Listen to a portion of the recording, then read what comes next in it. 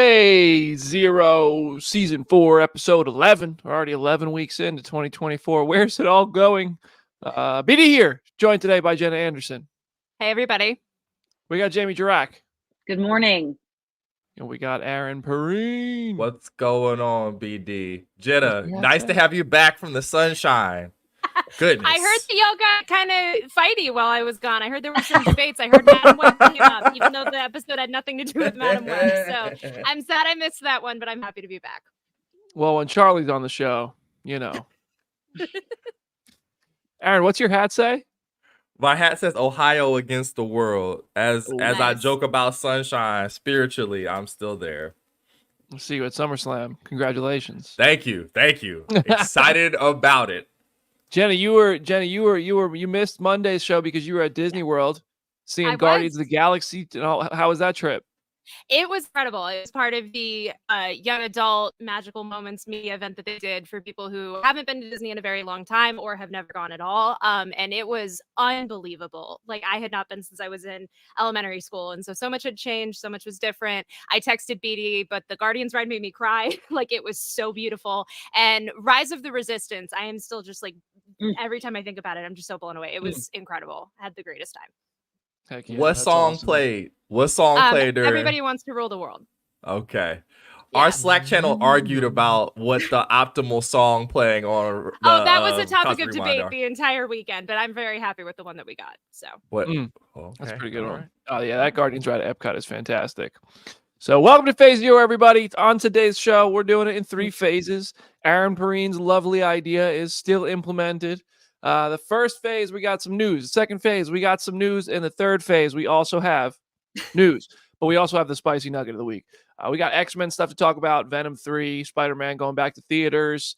Morbius, man, this quote about Morbius, you got to stick around for that one because it's probably my favorite part of today's show.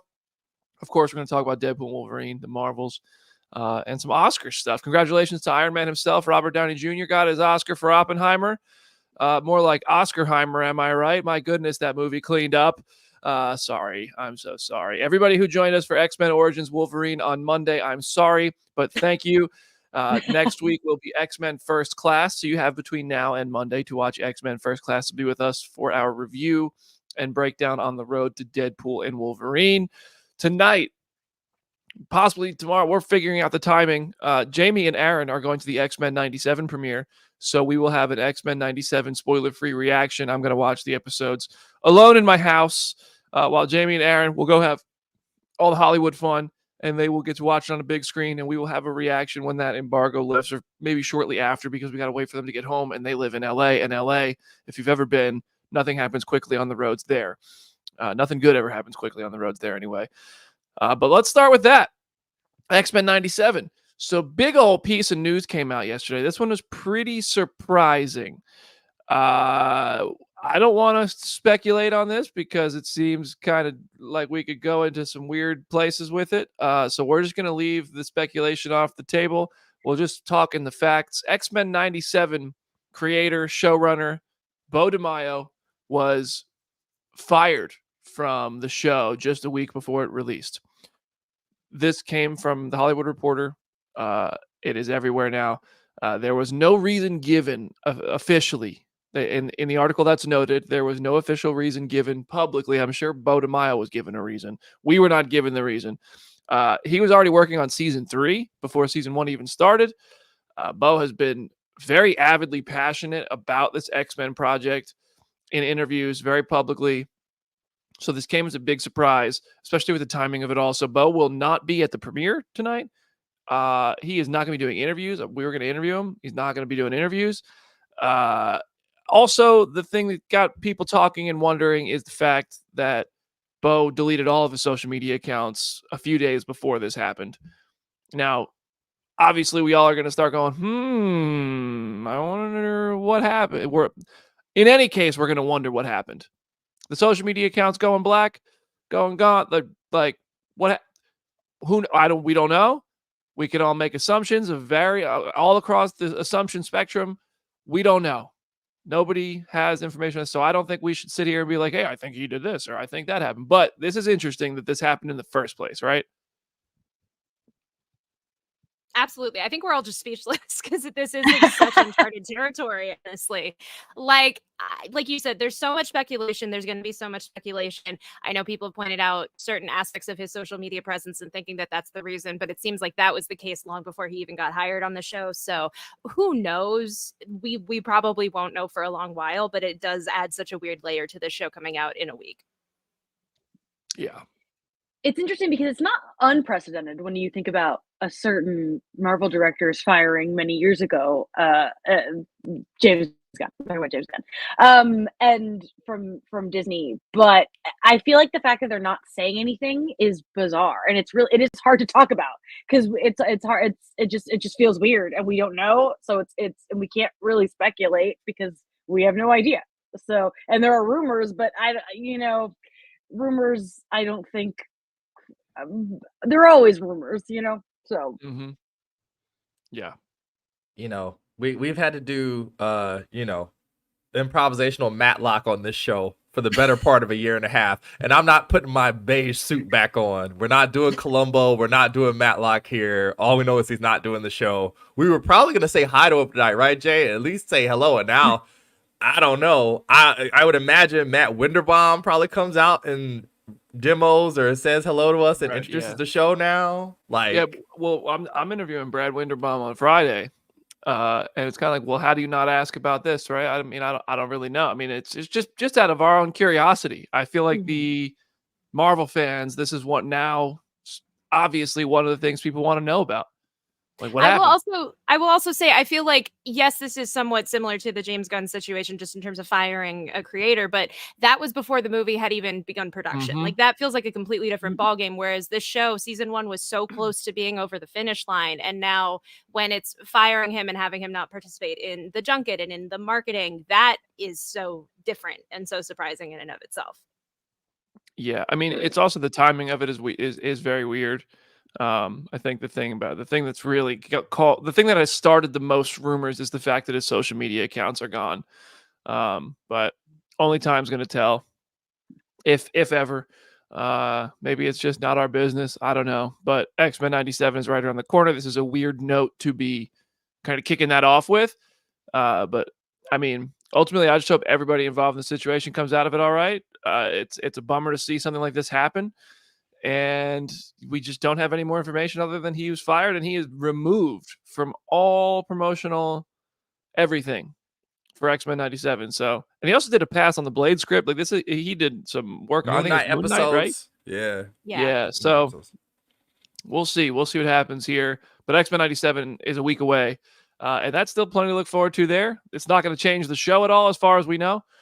So yeah, interesting news there. And as more information comes out, we will talk about it on Phase Zero if more stuff about this drops, but we're not going to speculate on it any further. Well, one thing we can speculate on, because there is more concrete information, is Venom 3. So late last night, Sony announced that Venom 3 is now titled Venom: The Last Dance. They also announced that it is releasing 2 weeks earlier than it was previously planned to be. It was previously scheduled for November 8th, and now it's coming out on October 25th. So Tom Hardy, back in November, had The Last Dance in one of his Instagram posts about this movie. So I'm very curious if like the subtitle was already planned and he was just teasing it, or if he used that in his Instagram and then it became the subtitle. But either way, we have a subtitle and people are making Michael Jordan and Save the Last Dance jokes, which is just great. But what do you guys think? I really like this title. I also, though, feel like putting last in your name is risky, because think about like how many horror movies have done that and claimed this is the last one, and then you look dumb because you keep making more. And you know what? 3 Venom movies I think is just enough. But I still think it's an interesting choice to be that bold to say last in your movie title. But I do like it, and I do like the idea of it being out for Halloween. I just feel like we could have had a Marvel anything in the title. The Last Dance is like fine, whatever, but like just give us something for comic book fans to get excited about and talk about and start theorizing about. I feel like The Last Dance doesn't really do that for us. It is more of the Michael Jordan. It is more of the, is this the last Venom? Who knows? But I don't. But I feel like The Last Dance is just fine. I have no problem with it. It's a title. It did not make me more excited for the movie to see the title. That's what I'll say. Like, does that make sense? Yeah. Yeah. It's no Deadpool and Wolverine. Yeah. See, but this series has already had such a weird esoteric way of naming things of like "Let There Be Carnage" was the way that we subtitled the second one. So I think that they're having it be some weird thing that we can't extrapolate a lot of theories from. I almost like better because it does just say like it's a Venom movie. It might be the last one. I don't think this is fully the last one. I think he's totally going to come back in Secret Wars at very least, but this might be the last like solo context we see him. But just I don't know. It just tells you it's a Venom movie and it's going to be something different. So that's all I could ask for. I think if you put a comics title or comics reference in there, it gives everybody something to talk about, and therefore people start looking forward to it. Let There Be Carnage was kind of a silly, like, it's a very easy way to use the word carnage, but at least they used the word carnage in the title. I don't know. Like, imagine if Batman versus Superman. Well, I don't know. That turned maybe out not the best example. Aaron, what do you think? I was just like that now. I'm like thinking, like, I don't know what video's gonna say. Batman versus Superman, the first dance. The first dance. That's Batman. Henry and Cavill Superman. holding up Ben Affleck like this while I Have the Time of My Life plays in the background. You see, that's what you would have pictured if at Comic-Con Zack Snyder walks out there. This is called Batman and Superman, the first dance. It doesn't sound like, oh, maybe they're gonna fight. Maybe they're gonna fight because dance is like, let's dance. But it does. You know what? I'm just saying now y'all making me a hater. David Bowie estate is chomping at the bit Yeah. for all of this stuff to get included. I don't know. It's just interesting because like you're basing this on like I have an Ohio hat on, so of course I'm like, okay, Bulls fans. But like a very, very well regarded like documentary series about the greatest basketball player, like by consensus, that ever lived. And that is very funny because the Venom movies are fun. The first one earned a crap ton of money. The second one earned a crap ton of money in our current environment. But it's not like anybody would be like, after Venom 3 comes out, and it's going to be on those weird social media engagement posts where people are like, pick the best trilogy. And it's going to be Tom Hardy's Venom and Guardians and Spider-Man and Captain America and Iron Man. It's probably not going to happen. So good luck. He was wearing the shirt from the end of No Way Home in some of the photos last week. That's probably more fun than anything. That got me more excited than anything because I'm like, oh, look, we're carrying over. You see, that's where you get me to buy back in. Yeah, I'm like, what's going on? But I've been hurt before. You've heard. many times. So many times. Oh gosh, what is the next piece of news? The Boy and the Heron won Best Animated Feature at the Oscars, which means Spider-Man Across the Spider-Verse did not win the Oscar. And Shamik Moore right after just tweeted robbed. And then honestly, what does this mean? And then robbed the PR. So because he didn't spell robbed correctly the first time, so then he tweeted it a second time with the correct spelling, and then he tweeted a third time apologizing for having tweeted that they were robbed. I see. So I do think that, like, yeah, it's the Oscars, and I feel like he did not. When we talk about like media training, I think somebody should have informed him about how you react to losing an Oscar. Because it is like, if you do start talking about that, you wait a little bit, which is actually a topic that will be coming up a little bit about talking about losing the Oscar. And it is okay to be upset that you lose the Oscar, but it's also funny because Miyazaki was gonna win. If you were paying attention to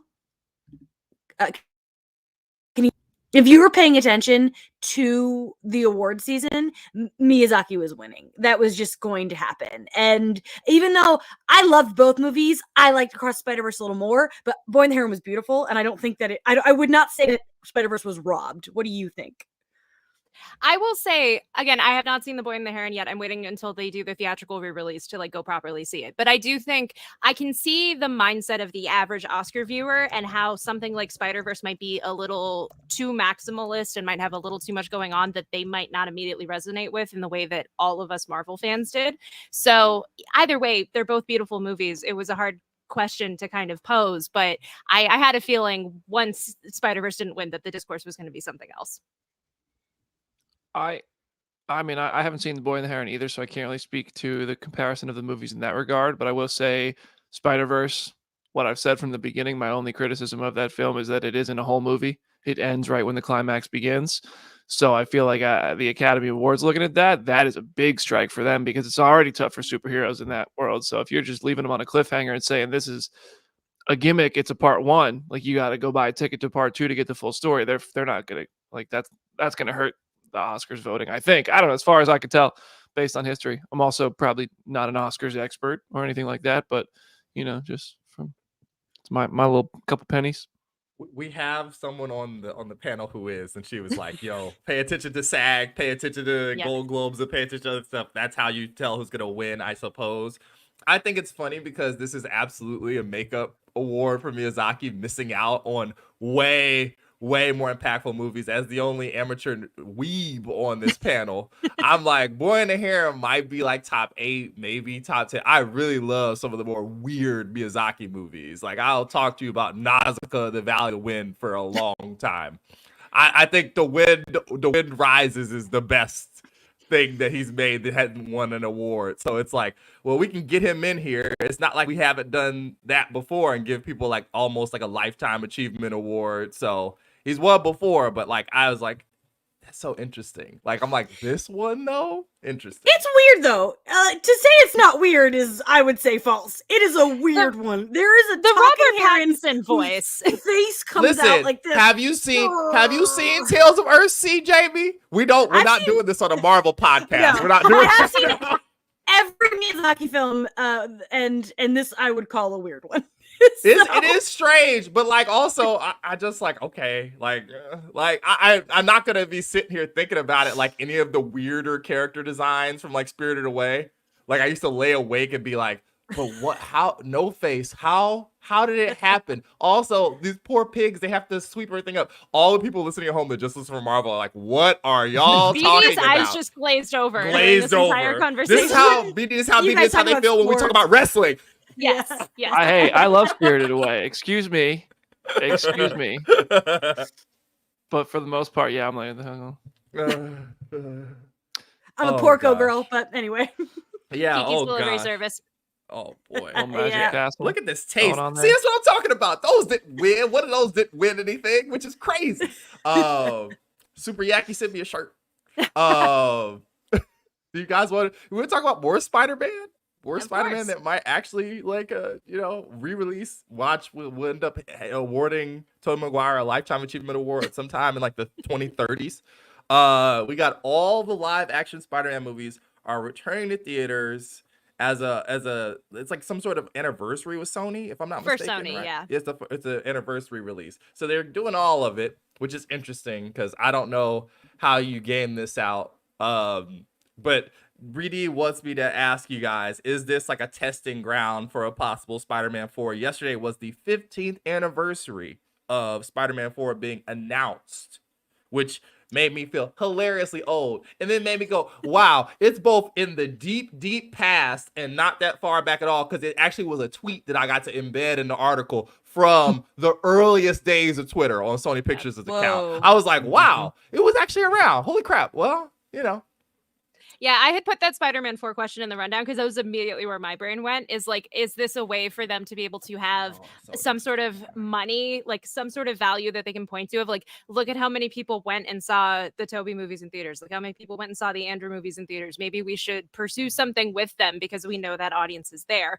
Like even when the Dune re-release made $20 million and that was kind of a forecast of how popular Dune Part 2 was going to be. Like I would not be surprised if that's something like this, but either way, at the end of the day, it's still is just a nice anniversary thing too. I see them like Sony having two giant jars, and one's labeled Tony and one or Toby and one's Andrew, and they like are putting little jelly beans in for all the money, and whichever bean fills up, that's the Spider-Man we're getting back next for Toby versus Andrew. I'm actually really excited about this because I didn't see The Amazing Spider-Man 2 in theaters. Then when I watched it for the first time for No Way Home, I'd never seen it. I fell in love with it. I love The Amazing Spider-Man 2 now. So I'm really, really excited to get to see that movie in theaters. I'm a great defender of that movie, even though I came to it very late. probably go see a couple of these. I don't know which ones, but I'll probably go see a couple of these in theaters. As soon as I saw this news, I immediately I emailed Mark Webb's publicist and I was like, "Yo, get him on Phase Zero. Let's do a look back at the Amazing Spider-Man movie." So no response yet, but we'll see if that comes to fruition. That'd be cool. And I also suggested like let's do a screening and then a Q&A because I'm a little too ambitious sometimes. Probably not going to happen, but that'd be fun because those movies are like Anakin Skywalker. Yeah. Suddenly they're popular. So let's make that happen. But yeah, we'll see. Which one do you think? I think Spider-Man 2 or No Way Home are going to make the most money on this. Yeah, that would be my answer too. Those are also the two that I would probably go see again and pay to go see in theaters. So yeah. I think you're probably right. Even though I would see the first Spider-Man over 2, I think most people will pick 2. I think the first one gets a big pop because it's first too. Huge pop. You get that. I think Spider-Man 3 midnight screening has the potential to be really fun with people.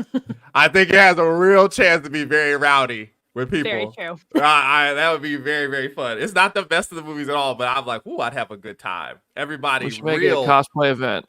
Yeah. Show up dressed like, black suit Toby, but not like Spider-Man suit, just like walking down the street, Bully Maguire, yeah.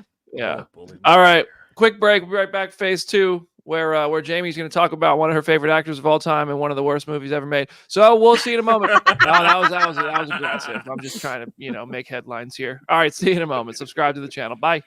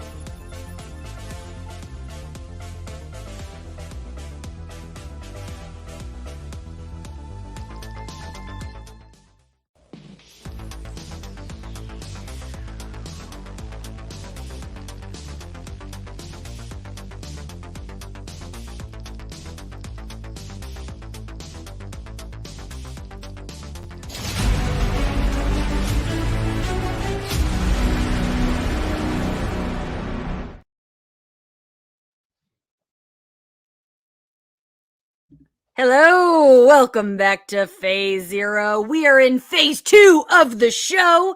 As BD would say, it's been a chunky one. There is so much news. And our first bit of news is, as BD said, about one of my favorite actors, Michael Keaton. He did Happy, Sad, Confused. And, of course, the infamous Morbius post-credit scene came up, and he said, when asked about it, he goes, no idea, none, zero. I mean, they said, okay, and even they couldn't quite explain it. They said, look, let me just kind of tell you. And I go, I really don't quite know what you're talking about or even who some of these people are. And he said, okay, let me explain. But it was complicated because obviously they were looking down the road. They said, here's more work. Here's what's going to happen here. And I go, okay, I'm in. Let's just try it. Yeah, Michael Keaton, we all feel the same way as you do, which is, doesn't make any sense. What's going on? But bless the man, he was just ready to roll. He's like, yeah, I'll be in your movie again. Why not? What do you guys feel about this? I love how honest he's being about this, and I love how it's only taken like less than 2 years after this movie came out for this to happen. So I'm absolutely elated. I know BD is probably going to go off on a 5-minute tangent about this topic, so I'm excited for that. Like Michael Keaton is a legend at the bank, and that's really what matters.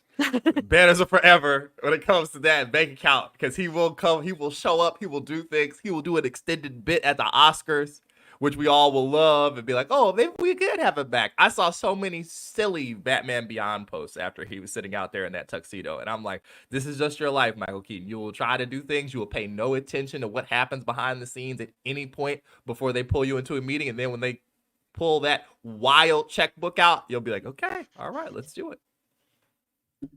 So BD, go ahead, do it. Go ahead, buddy. Easy. This right here goes to show that for those of us who are wondering what the hell were they thinking when they thought that post-credit scene was a good idea, they weren't. This was garbage. This made no sense. It doesn't make sense in the canon. It doesn't make sense legally. Not even Michael Keaton can make it make sense. So when you walk onto set and you say, hey man, just go say this, and Michael Keaton says, but why? And you don't have an answer, think about the audience. We're going to sit there and be like, but why? And then you don't have an answer for us either. Don't ever do shit like this again. It was one of the worst post-credit scenes in the history of post-credit scenes. It made no sense. It looked like a Porsche commercial. I don't really think it was interesting. It was a pile of crap. And even Michael Keaton thinks so. So don't ever do this again, Stoney. Please, I'm begging you. Bravo. Hooray. Very nice. Hooray. Counterpoint: put Michael Keaton in everything. It doesn't have to make sense. Also true. That bit of the Oscars was great. That was so good. Shifting gears from something that's very, very sad, that makes BD very, very sad, that makes BD happy. Man, I just love seeing people. I'll say this. I like that it seems that the pendulum is swinging a bit where everybody was so afraid to say anything bad. I'm not for being negative for the sake of being negative, but I am for being honest. So I think that when these actors now finally feel like maybe they're a little bit more comfortable being honest about these experiences, like the Ray Winston thing, that seemed kind of unnecessarily negative about Black Widow. But in the case of Michael Keaton, I feel like 6, 7, maybe even 4 or 5 years ago, people wouldn't have come out and been like, I didn't know what the hell was going on, for the most part. Like maybe Michael Keaton would, because he's Michael Keaton and he can. But I don't think Katie O'Brien would have come out and been like, yo, Ant-Man and the Wasp Quantumania was the most chaotic shit I've ever experienced in my life. Man, I'm sorry, I'm cursing today. I got to dial it back there. I think we only get 1 per show, and that was 2. My bad. So, anyway, I like that people are being honest, that we're getting some interesting perspectives and people kind of being more candid. It makes it more authentic. It makes it more realistic. And I think right now we're in an age where that has to happen. Like people just saying, yeah, I love everything about it. It was the best thing ever. We don't really believe that anymore. We're wise to it. So we appreciate that Michael Keaton will come out and drop some realism, drop some authenticity about that scene that was just not even a scene. It doesn't count. It never happened. I don't even know what we're talking about. Doctor Strange cast a spell. I forgot about it. We're moving on.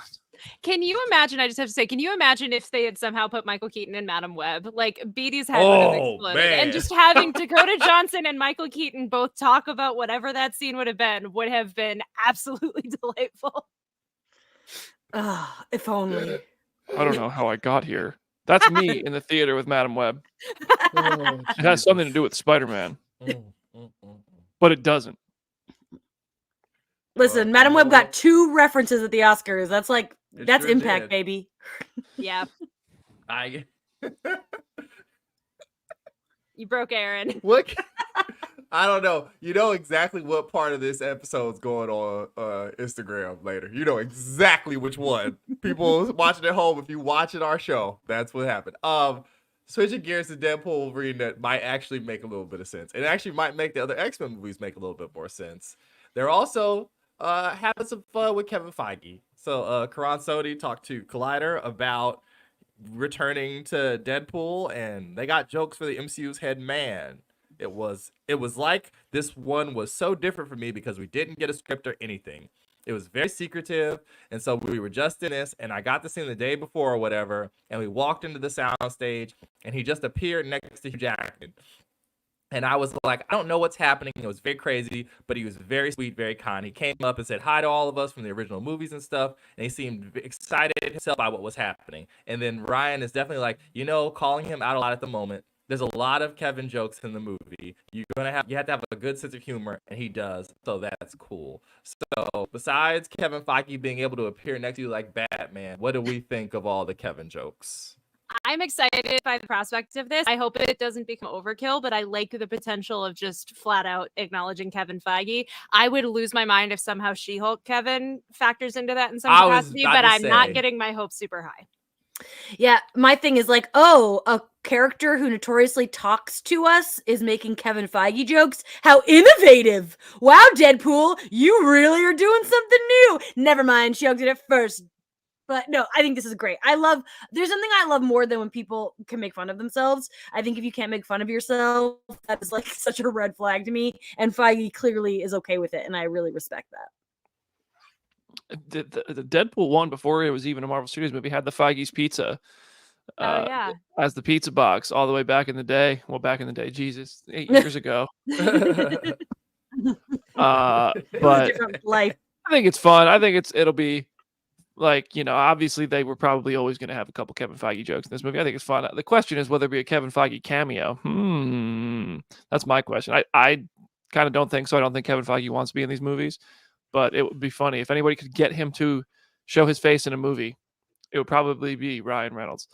More on the X-Men front. Vinnie Jones said, "I am not the Juggernaut." Funnily to Yahoo UK. Funnily enough, I just got asked to do Deadpool, the new one now, and I spoke to the director and I just said, it's such a drama putting that suit on mentally and physically. I mean, it had its mental toll as well because you're in it and you can't do anything all day. You can only drink through a straw, so we couldn't strike the deal for Deadpool. So Vinnie Jones decided not to be the Juggernaut in Deadpool and Wolverine.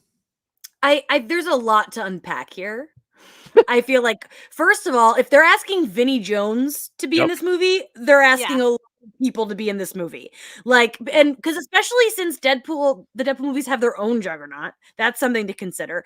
Also, Vinnie Jones has been very outspoken about hating being in The Last Stand. He's talked about the fact that when he got hired, Matthew Vaughn hired him and promised him a whole thing. And then by the time Vaughn was left, he hated what ended up happening with Juggernaut in that movie. So I do not blame him, or I'm not surprised that he's like, no. But also, I think the real thing here is that Vinnie Jones was asked to be in this movie. Who is in this movie?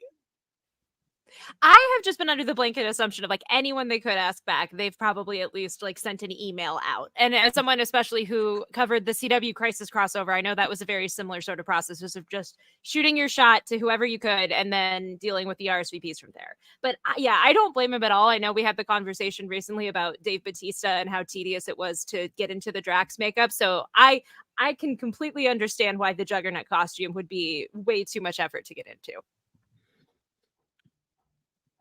That Crisis crossover looks better and better with every year that goes by. Like, by the way, just so people know, we don't just watch just Marvel. I'm like, man, they really did that well. Now that you think back on it, I'm with Jamie too, because that was the first thing I thought of. I was like, we asking Vinnie Jones to come back and be Juggernaut? Who else is in this movie? Like, there must be a lot of weird stuff hiding in here, which is exciting. But I don't blame him. If it was arduous, don't do it. Me and Spencer were joking around. He did a share zone post. If it's inconvenient, is there the grocery store? Are there too many people? Just leave. Just go. Leave. Doesn't matter. Get out of there. Hit the bricks, man. You can run for the cops if you're fast enough. Who cares? Like, yeah. Just dip. So it's kind of like funny that like a person that the fans would have really appreciated seeing, but he's totally not about it. So we'll get other stuff that people will be excited about. Yeah. Think about Free Guy and how much Sean Levy and Ryan Reynolds pulled off in that movie. They got Disney to give them lightsabers and Captain America shields and Hulk hands, and they got Hugh Jackman to voice stuff. They got Dwayne Johnson to do a voice or something in that. Well, I don't even remember what The Rock's role was in that movie, but he was somehow involved. They got Chris Evans to do a cameo. Somehow Ryan Reynolds is the Lil Dicky of movie making. Like every famous person is willing to work with him, except Vinnie Jones apparently. So I think there's going to be a lot of people. I mean, listen, even Ben Affleck's on the table, I think, unless for some reason there's some Ben Affleck for Secret Wars, but I'll bet you that man puts a Daredevil suit on again before this is all said and done with. And who knows, maybe it's in Deadpool and Wolverine. But Jennifer Garner's in there. She might not come alone. But if she does, that's okay. I love her. All right. One last topic here before we take our last break. Yeah, so we're keeping the X-Men train rolling. Giancarlo Esposito spoke to the Fade to Black podcast about the prospect of playing Professor X, which has been a huge fan cast for years now. And he has a very interesting caveat for playing Professor X. He says, immediately I go, it would be great to play Professor X in some other incarnation than just the wheelchair, right? Because the physical idea of being in a wheelchair every single day does not appeal to me. I just don't feel that old and I don't like to sit that much. But certainly we could figure something out. Maybe. Professor X wasn't always in the wheelchair, but that is part of his character development. I think about it a little bit, but I don't give it all of my thought because it would have to come to me. I will say with the caveat, during much of the Krakoa era, he did not have the wheelchair. He had just the big helmet that kind of allowed him to walk more freely. And there were a lot of other mutant things that they did to allow him to walk. But I do think this is a very weird comment. And I know Jamie has a lot of thoughts on it. So take it away. I'm sorry, this is bad. This is so bad. And I love him. Like Gus Fring is one of my favorite villains of all time. And I think he's such a fantastic actor. And I've been into the idea of him playing this because he's been talking about it for so long. But this is a weird thing to say. And I do not use this word lightly because I think the internet abuses this word, but this is a little ableist. Like the idea that like you have to be old to be in a wheelchair is not really it, bro. Like I get as an actor, I understand where it's coming from, but this is such an integral part of who Xavier is, even if it's not all the time. There are, sometimes McAvoy is not in a wheelchair in those movies. But I just think it comes down to like how I really can't imagine Magneto not having a Holocaust history. That is like that it just I just feel like, oh, I want to walk around, so we're gonna do this. Is a kind of an icky sentiment. And again, like I do really love him, and I don't think he was trying to be offensive in any way, shape, or form. But it came across a little icky, I think. It'd be like doing a Halo show where Master Chief never wears his helmet. No, I mean, I don't really. Comics, he's walked around plenty. The movies, he's even walked around plenty. But I don't really have a. I found more interesting the fact that he said he wants Denzel Washington to play Magneto with him. Did I see that online? Yeah, that's been said for a while. He said that in the past, Yeah. I think. Oh, I thought that was new. The idea of that. This is the first time maybe I had heard it or maybe remembered hearing it. But Denzel as Magneto kind of makes me giggle. Like just thinking about him and his cadence of speech as that villain. I'm gonna spare y'all my impression today. Oh God! But I'll tell you, they're brewing. There's a lot of them going on up there because Denzel's voice is very distinct, and as Magneto, man, woo! Oh, I gotta resist the impression. But I love Giancarlo too. I just don't really. I mean, Patrick Stewart was playing Professor X 20-some years ago. And he did the wheelchair. So I don't think it has to do with age. It's not a thing where Charles ages into the chair. And we all know that. So that's a comment that kind of missed the mark. I there's more time that's passed. I just like I've had to get used to the fact that, hey man, they're gonna make these things as close to the comics as possible. Like that's just what this is gonna be. Like you might want different things. I remember Phasero chat, the Fantastic Four fan cast, boy. They look a lot different than what we got. I'm just gonna leave it like that. It's not gonna. I don't think we're headed that way with any of the X-Men stuff either. I think both Fantastic Four, X-Men. Whatever you get your recast down the road that half the fan base just clamors for, like there'll be an Earth in 2037. But they're probably not going to roll with him and Denzel. Although I think the Red's point, his voice is very distinct. But after that Jake Gyllenhaal and him thing happened with Broadway last week, somebody posted him and Colbert going back and forth doing Shakespeare dialogue just from memory, and I'm like, oh please. Just like I feel like Coleman would body the whole Kang epic villain thing because he's such a good trained actor. The same thing. Oh my God. I think following the comics is something they've gotten away from it. I don't think following the comics means you have to cast somebody who looks like the character from comics unless their appearance is part of their story. And in the case of Magneto, like, yeah, the Holocaust background and all that is a factor. Like you guys said, it's hard to imagine. And we've had this conversation about how we're so many decades now further from World War II. It's like, hold on, how old could somebody be? So will they be able to work that in? Who knows? But I think that like Marvel and just things in general have gotten away from following the comics in a way that I think limits online speculation, limits fan speculation, and kind of like it should be okay to still kind of adapt the stories that happen and the characters in way. Like Miss Marvel's powers, we all pitched a fit because she has these lights coming out and she's not just embiggening the way we saw. Like, just follow the comics. It's not that hard. The Walking Dead spinoff just did something. I'm going to spare the spoilers if anybody hasn't watched the Rick and Michonne show. But everybody who has knows exactly what I'm talking about. They just did something in the very first 5 minutes of this spinoff that we've all been waiting for as Walking Dead fans for years, that they did in the comics. More than 10, maybe 12 years ago now, it happened in the comics. It happened in the Governor storyline. And they finally did it. It's a very permanent thing that just never happened. And they did it in the first 5 minutes of this spinoff show.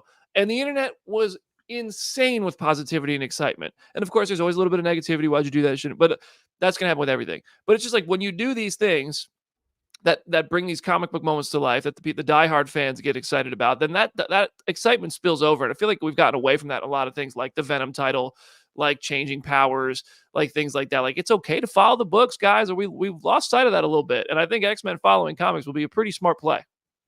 Especially the new comics are good too, and it's so different from the movies what we've seen. I want to add though that like following the comics, yes, but also I do think a more diverse cast is okay, and not because I think that's what Aaron was saying. I think Aaron was more pointing towards diversity, which as we talked about Fantastic Four, I was hoping for a more diverse cast, but it is still a good cast. But I do think that there is a difference between following story and also being like, maybe we can make this more diverse, because that's how we got Samuel Jackson as Nick Fury. And now can you imagine anyone else? No. Design a whole character. I completely agree. I completely agree. I would just like to say to like a name you could trust over on Twitch saying that it's following the successful blueprint laid out by the written source. If we're following the successful blueprint for the X-Men, we're just going to do 97 again in live action. That's what we're going to do. That's what people think of when they think about the X-Men stuff. It's either Hugh Jackman in the previous like incarnation of these characters or the cartoon with the Whitney Houston song. Those are the things. Like, it's not Krakoa. It's not X-Men versus Avengers. It's not any of that. It would be the Saturday morning cartoon or just bringing Hugh Jackman and all them back where they're all like, it's like WrestleMania a couple years ago, Brandon, where it's all these people who are old enough to be my granddad out there wrestling. I sound like Seth Rollins. Let me stop. Hey man, Steve Austin took a suplex on the concrete. Anything's possible. Thank you, BD. That was just for me. I'm sorry, ladies. Golly.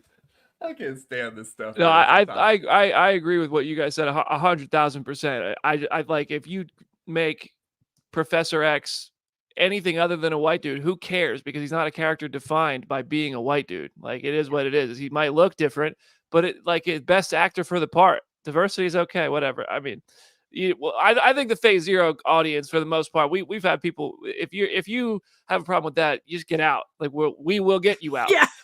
We're not the podcast for you. Sorry. Yeah, no. I don't know if you're looking at the show right now. we're probably not the podcast for you if you want all Patrick Stewart's as Professor X only.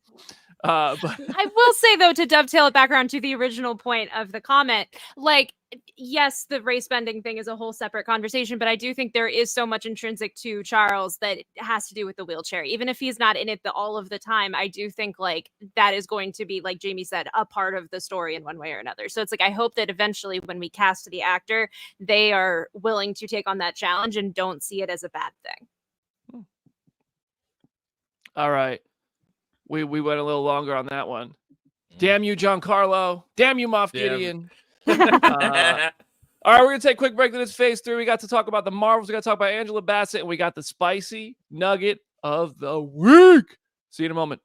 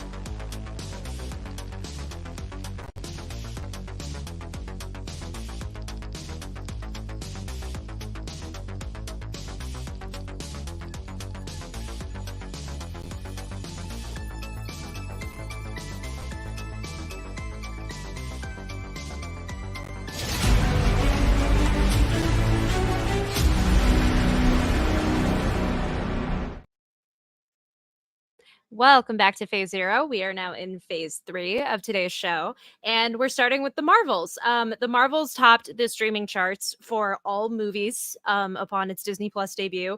It was the most watched film on any streaming service with 558 million minutes watched. So if you've been following this show since around when the Marvels came out, we were saying that we had hoped that this was going to happen. So I'm very happy that this is the case and that people are watching this movie. How are you guys feeling about it? Vindication! Yep. That's it. That's all I gotta say. I'm gonna have to watch the Marvels again. I've watched since theaters, and I was the lowest on here about it. I thought it was fine. I thought it was fine. I liked it more than the internet, but it's still less than everyone here. But I want to rewatch it because I see a lot of positivity, and I'm curious if the positivity is people who already liked it and are just still liking it, or if because I do think I also see a bit of why were people negative about this movie. I enjoyed it. Who are watching it for the first time because they didn't go buy a ticket due to the negativity. So I got tagged in multiple posts that were like, "You guys were right. I finally watched it, and it's pretty good." And I had just a lot of other posts like, "Wow, you guys were really harsh on this movie," and I'm sure it is a lot of people rewatching it that liked it. That includes me. But there was definitely a good amount of like, "Oh, I should have saw this in theaters." it's a fun movie, especially the first act. I thought the first act was great. It's very funny to have to I got tagged by one of our listeners, Lynn, and I still get occasional tags too. They're like, "Man, this wasn't even that bad." I was like, I said this the first time we talked about it, that this was going to happen. And then people wanted to tell me, "Oh, but Wakanda Forever's #1 overall was higher than this." I'm like, gee, what cultural event could be drawing viewers away from watching the Marvels like a movie released in February? And then the Disney Plus release wasn't until almost the summer. Geez, it couldn't be people trying to watch Oppenheimer, Poor Things, Killers of the Flower Moon, all these other long, serious movies that could be infringing on this stuff at all. But yeah, we're in an age now, y'all, where we're probably gonna have to act like the K-pop fans. They be united. They watch the stuff they want. They make sure that stuff gets made. They're there on day one. Glow sticks in hand, ready to make it shake. And that's probably where we're at for all fandoms across all stuff. You better be there on day one supporting it, or else it ain't going to get made anymore. So, yeah. I think I was like I think it was like Forbes or something. I was reading an article about Walking Dead several years ago because the Walking Dead ratings just went so far down after Negan and stuff.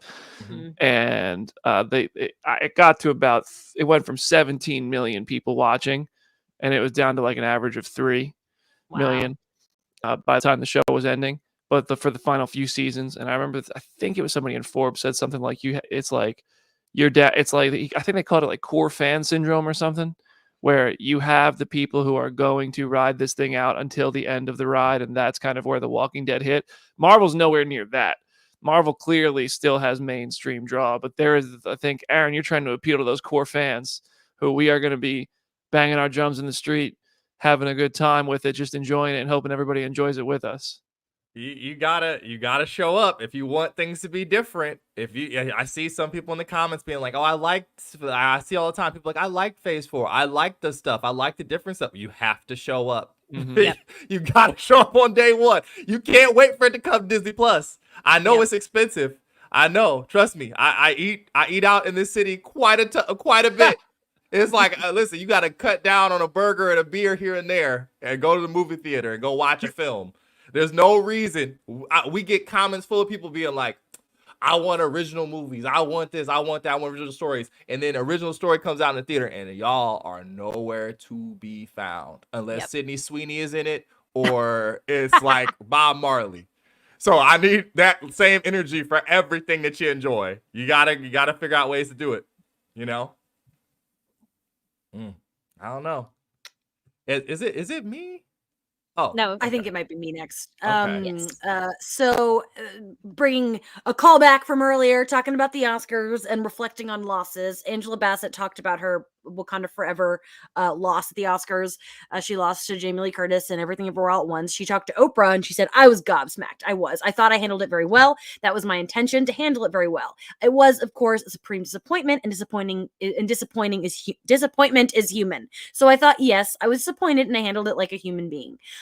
This is a great, elegant answer. I think that I think it's okay to be disappointed when you lose an Oscar. I know that we like to make fun of Bradley Cooper for really wanting an Oscar, but like people like getting awards. Awards are fun and shiny, and when you're an actor and you work in Hollywood, getting an Oscar is the thing. Not everybody cares, of course, and that's cool. You're cool if you don't care. I get it. Not caring is cool too. But like the thing about this was that Angela Bassett deserved it. And I think that an example as I was deeply Team Lily Gladstone to win Best Actress. I wanted her to win so bad. But Emma Stone, it's not like she wasn't also deserving. Emma Stone also gave a Man. Oh no. We can imagine it was a compliment. It was. I assure you. Oh, you're back. Oh, did I cut out? Yeah. Well, I don't know how far we got, but so I'll just let you guys go. Oh. Well, Jamie or Brandon. I think it's fine. Listen, I think everybody likes to make fun of people and comment on people's behavior and just tend to go to negativity really quickly. I think it's fine to be competitive. Like, yeah, I know you're not going to want to go in there and be like, I should have won, this person didn't, because you don't want to disrespect another person. Two things I take away from this. One, I think the word gobsmacked is funny in the first place. I think that's a pretty funny word. Anytime anybody says gobsmacked, I think it's a funny word. But second, I think it should be okay to champion yourself and admit, like, yeah, I thought I was going to win. I thought I did a really good job. Like, cool, good for you. You crushed it. Yeah, you be confident in yourself. It's okay. That's the way the internet and freaking some people and bloggers and whatever doesn't really matter. The people who are quick to just comment on other people will, and it's weird because obviously I recognize we are in a position where that's kind of our job to sort of do that too. I try not to comment on people. I recognize I work for media outlets, so maybe this is the pot calling the kettle, but I just think like as soon as somebody says something like that, like they'll sit there and be like, "Oh, you think you're better than Stephanie? You think you're better than Jamie? Like you did a Marvel, whatever." They'll just find a way to make it negative, and so therefore people shut up. And I think in reality, a lot more people go into the Oscars thinking like, "Oh, maybe I could." And a lot of people do go in very humble and think, "There's no way I win. Oh my God, I can't believe I'm nominated." And that's a very real thing too. But I think more people than we even see go in thinking, oh, I should win this. I did do the best performance. I'm proud of my work. They just don't say that because if they do, then everybody's like, oh, you cocky little prick. Like, it's okay to be confident in your work, I think. And a little competitive nature is cool too. So I like this answer. I thought it was pretty real.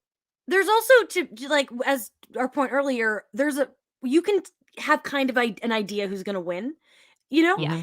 And this was a thing where it was surprising. Even though Jamie Lee Curtis towards the end was starting to win stuff, it was a weird choice to pick her. As we've discussed, she wasn't the best supporting actress in her own movie. And so, but sometimes it's like this whole award season, like Sterling K. Brown was like, Robert Downey Jr. is going to beat me. And that's fine. Like Ryan Gosling, I'm not going to win. That's fine. But sometimes it is like, I don't know if you heard me talk about Emma and Lily. I think I cut out, but like that could have gone either way. And so sometimes it is a close race, and sometimes it's like, did you really think you were going to win? And Angela Bassett, we all thought she had a good chance. Mm-hmm. I will say, going back around to when we were talking about Michael Keaton and just the honesty of his answer about Morbius, like this far out from the movie coming out, I think I really appreciate how honest she is with her answer to this. Because like we were saying, I completely agree with everything BD said of like she was most likely, we all thought that she was going to win. And so I do not blame her at all for being surprised that she didn't. Also, don't take into account, she's friends with Oprah. Like, this was like a real, like, intimate sort of conversation. This wasn't like a normal interview. It wasn't saying it to me or you, BD, or you, Jenna. Or yeah, you, she's Jenna. not about to say that on Phase Zero. No. It was like in one of those well-lit jump. Yeah, for real. I will Seriously. build the stage if you come on Phase Zero.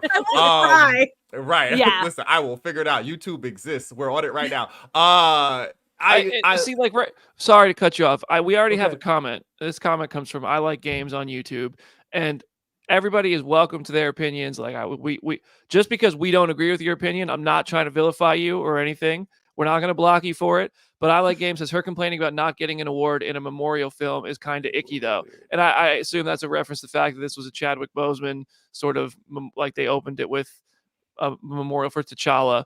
But that doesn't mean the fact that we lost Chadwick Boseman and this movie was very much dedicated to him does not mean that Angela Bassett did not go in there and do a tremendous job and should be proud of her work and was surprised to not win.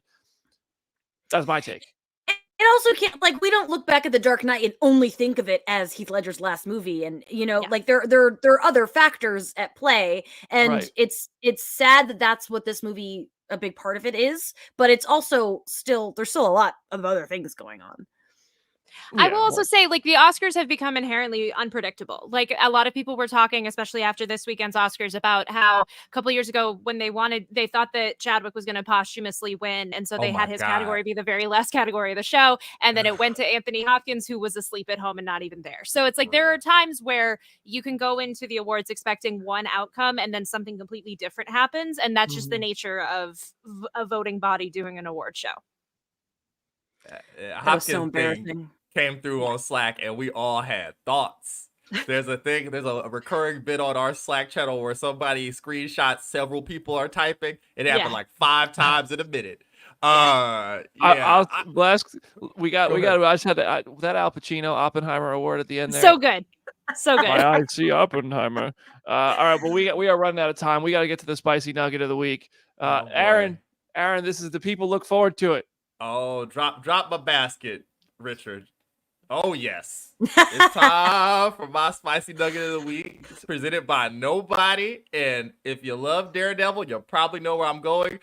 Let the record show Aaron does not play favorites because John Bernthal posting weird, cryptic children's book covers on Instagram has Daredevil and Punisher fans shaking because it's not just posting what would be t-shirts that I wore in the past as a character and plausible deniability.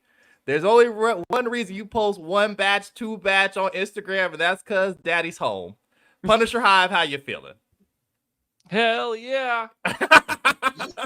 I love the Punisher. I love John Bernthal. Those are two. It's a character and a human and an actor that I like a lot.